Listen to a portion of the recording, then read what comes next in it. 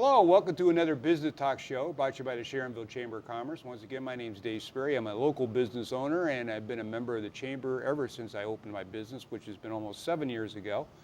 And we're here for another month of exciting guests. And our first guest tonight is Doug Smith. Doug is a senior account executive with Hubbard Interactive, which is better known as Rewind 94.9 and 2060 digital radio. Correct. So we're here to talk about radio. So, and frankly, my voice is probably better suited for radio. My face is not well suited for TV, but here we go. And Doug's with us and is going to tell us all about his journey through radio. Yeah, I've been in it now for 21 years. Started back in 1994 is when I first moved to Texas, sight unseen. And actually, before I moved, I worked at a radio station in Georgetown, Ohio. I worked at overnights at WMOH in Hamilton. There's nothing more exciting than working overnights in an AM talk station. So then in 94, I moved sight unseen to Texas, outside of Austin. Left everything behind, left my girlfriend, left everything, and she actually stuck around, and she's my wife now of 17 years. She must be a real keeper after all that. Yeah, she's willing to put up with a lot. And when I moved down outside of Austin, I helped put 2 radio stations on the air, pretty much from the ground floor up. Learned everything you could do in the business. And from there, worked for 3 years, went out to West Texas for 4 years, did college sports play-by-play as well as selling. Moved back home in 2001, worked for CBS Radio. Was there for a couple of years, took a job up in Dayton for 2, went back to West Texas as a general sales manager for a group of stations, and then a little over 3 years ago, moved back home, working for Hubbard Interactive and Rewind 94.9, 2060 Digital, and glad to be back home where we have seasons. Well, I don't know about you, but that makes me tired.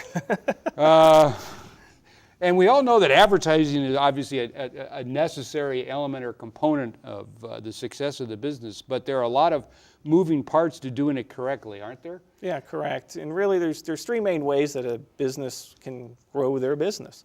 One, obviously, when you talk to somebody about advertising marketing, they want to get new customers. That's only 1/3 of the 3 pieces. You can also increase the average purchase. So what are they buying? And 3, the frequency in which those customers purchase. But when people look at marketing, the number one question is, or their response is, I want to get more customers. But you have to focus on the other 2/3 as well.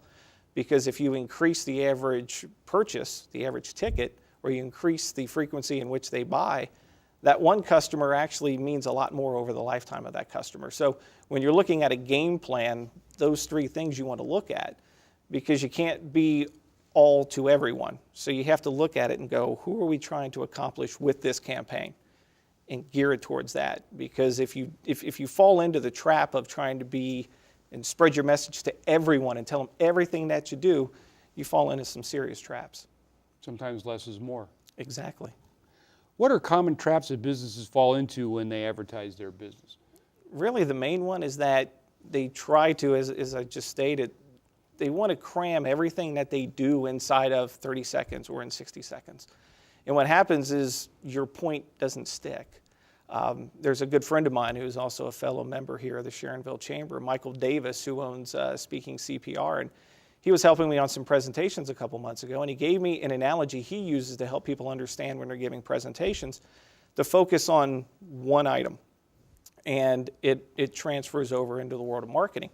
If you visualize you're standing on a riverbed, you grab a flat rock, and you let it rip and you skip it, you'll hit 5, 6, 7 times across the water. But if you think about it, when rock hits water, the ripples are very small and they dissipate quickly, and before you know it, the rock's gone, and there's no remnants of the rock ever being in the river. However, if you take one big rock and you drop it, what happens? You get a splash. The ripples are much bigger, they extend out much further, and they stay in the water longer, and that rock sinks straight down. So when you're advertising, you want to visualize that message being that one thing. You want to be the big rock in the river as opposed to just skipping. Because if you try to cram too much, people aren't going to remember it, and frankly, you're going to waste your money. And another way to think of it is visualize aiming a fire hose at a teacup, and you open that fire hose up. There's so many messages, and people are bombarded with so many things throughout the day. I mean, on average, you and I come in contact with 5,000 advertising messages a day. From when you wake up, you look at your pantry, you look at your fridge. When you're driving anymore, you can't come up to a red light without staring at the car in front of you, and the auto dealership that person purchased a car from is stuck on that car. Well, that's an advertising message. Mm-hmm. So with over 5,000 messages a day, if you're trying to attract new customers or to try to grow your customer base with marketing, you need to stick out. You need to resonate.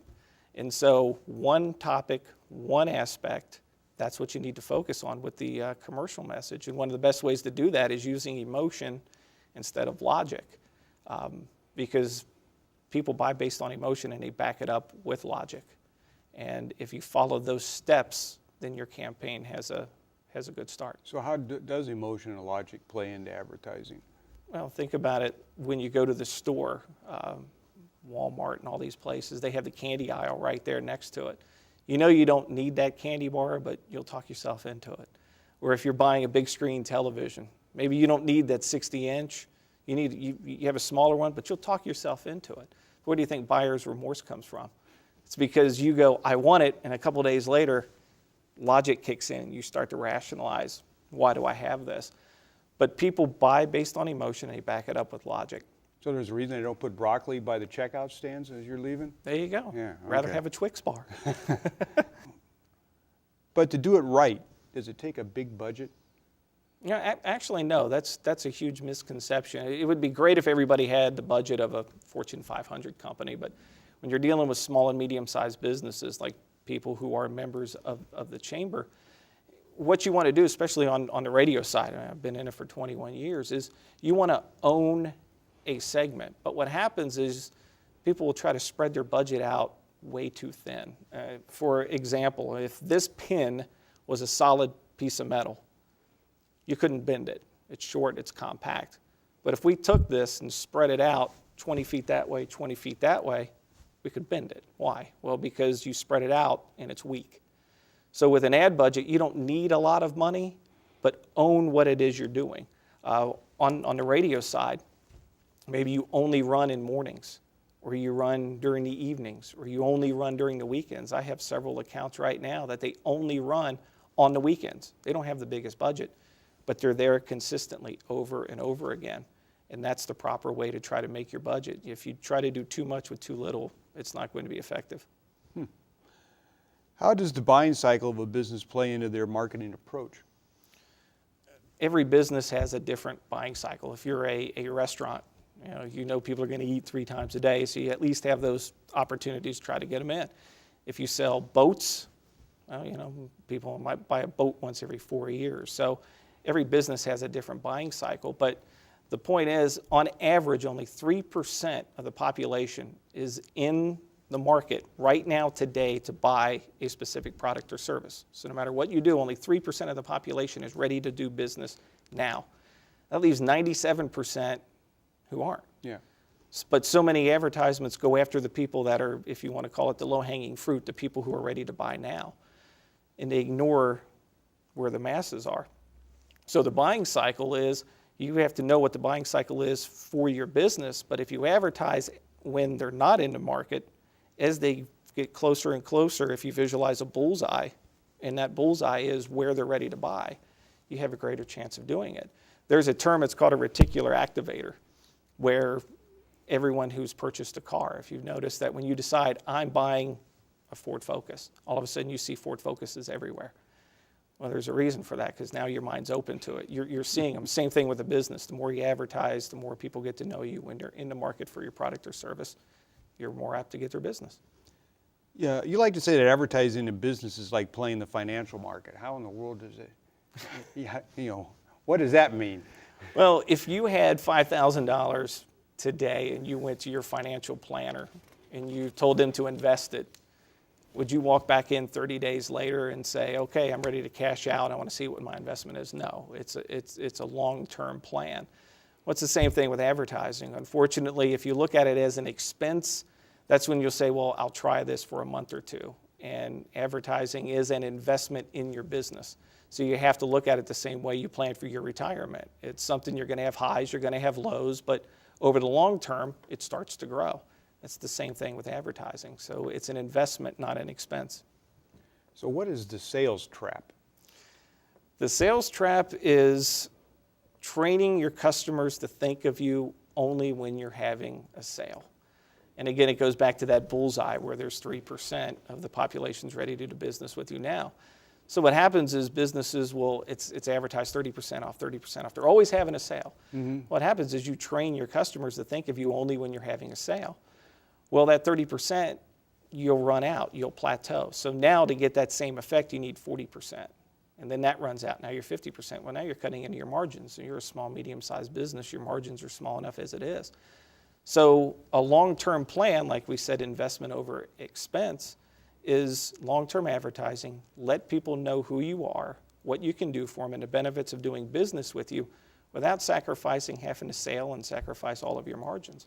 That's one of the biggest sales traps. So long-term, tell people why do business with you, and over the long run, it's a lot better of an advertising campaign.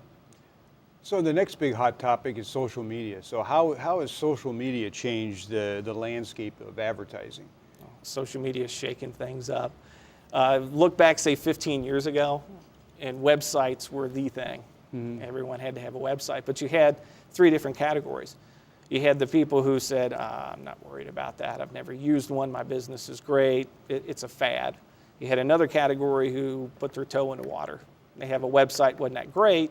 You can still see some of those today. You know a bad website within seconds from getting on there. And you had the third group who jumped in with both feet, and their website was fantastic, and they've grown as digital has grown. Well, social media, especially Facebook right now, is where we were with websites 15 years ago. You still have those same 3 groups. People who say it's a fad, people who dipped their toe in the water, and then people who are on it full bore. And really, the digital landscape is the one landscape right now for businesses where the small guy can look just as fantastic as the big guy.